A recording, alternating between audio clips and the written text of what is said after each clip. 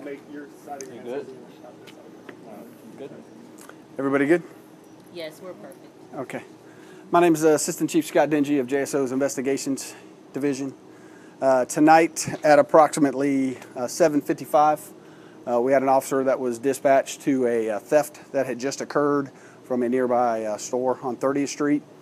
The officer, at the time he got the call, was at the city gas pumps over at Commonwealth getting gas.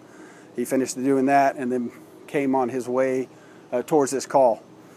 He was not running with his emergency equipment on. It wasn't a high priority call for that, where that would be something he would need to do. So he was driving it under normal traffic conditions.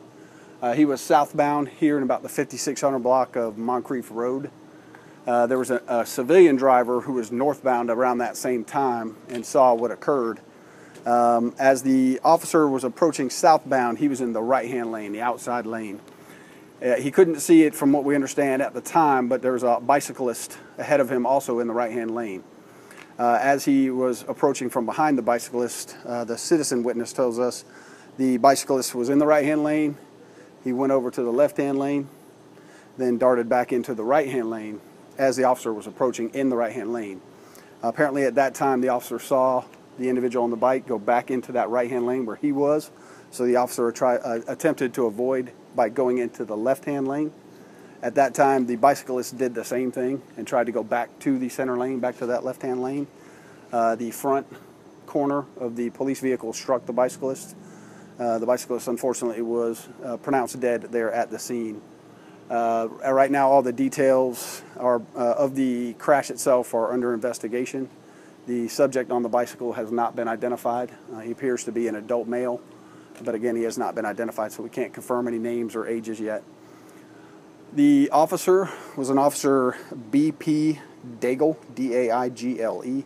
An officer been on approximately a year, maybe a little less.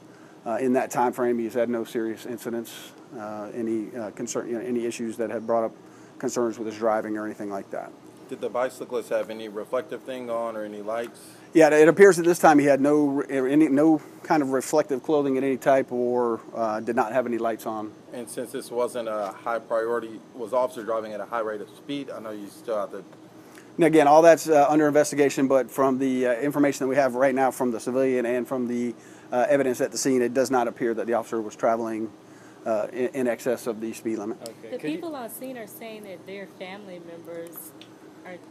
Is there a reason why they aren't able to identify? Yeah, this takes time. Usually we have to do that with fingerprints to conclusively identify somebody. We wouldn't want to tell a family member that their loved one's dead based on clothing or something like that, and then that not be the case. I couldn't think of anything worse than that.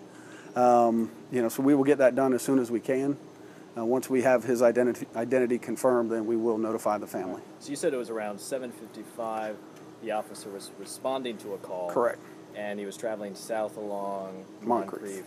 And can you just walk us through, the bicycle was, and him kind of were shifting lanes and he didn't see the bicycle? Yeah, no, the officer was stayed in the right-hand lane until right before the impact. So what the civilian witness was telling us is that the bicyclist was in the right-hand lane, then he transitioned to the left-hand lane. Like he was, to the civilian, it appeared that he was going to cut, maybe do a left-hand turn after the civilian passed, but then the bicyclist went back to the right-hand lane as the officer now was approaching in that lane.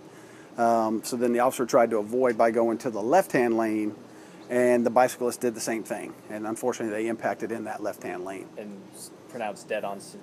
Correct. What happens to the officer at this point? Anytime we have a situation involving a death of a civilian with an officer involved, we put that officer on administrative leave. So that'll be the case here, similar to what we do with police-involved shootings.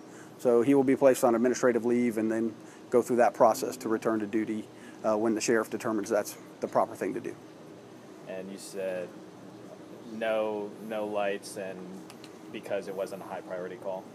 Yes, the officer was not running with any kind of lights or siren, anything like that. And again, appears to have been following all the traffic laws. Okay, and again, it appears that the bicyclist did not have on any kind of reflective clothing or lights that would have helped the officer see him in the roadway. Yeah. And that's standard protocol. You don't have to turn on your lights.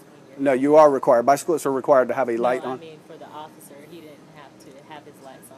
Correct. No, yes. It was a lower priority call where it wouldn't be within policy for him to be operating with his emergency equipment on. Perfect. Thank you. I'm good. Let's give you guys